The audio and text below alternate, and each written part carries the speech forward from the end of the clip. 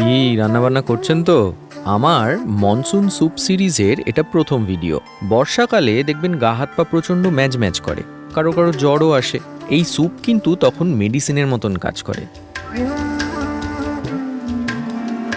আচ্ছা, প্রথমেই একটা কড়াইতে জল দেবেন, একটা তেজপাতা দেবেন আর 2 চামচ নুন দেবেন।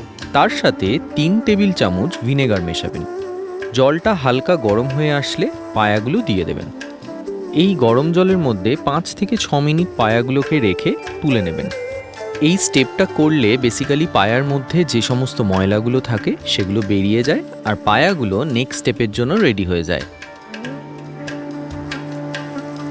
এরপর কড়াইতে 2 টেবিল স্পুন তেল দিয়ে ফোড়ন হিসেবে 2 টিস্পুন গোলমরিচ, একটা বড় এলাচ আর একটা তেজপাতা দেবেন।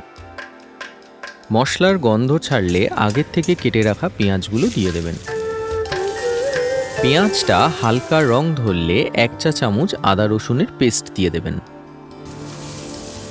আদা রসুনের কাঁচা গন্ধটা বেরিয়ে গেলে পায়াগুলো দিয়ে দেবেন আর তার সাথে বানিয়ে নেবেন একটা মশলার পেস্ট।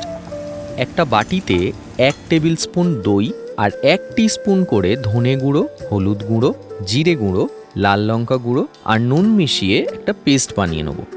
আমি একটু জল দিয়ে গুলে নিয়েছিলাম, আপনারাও তাই করবেন। এরপর এই পেস্টটা পায়ার মধ্যে দিয়ে দেবেন।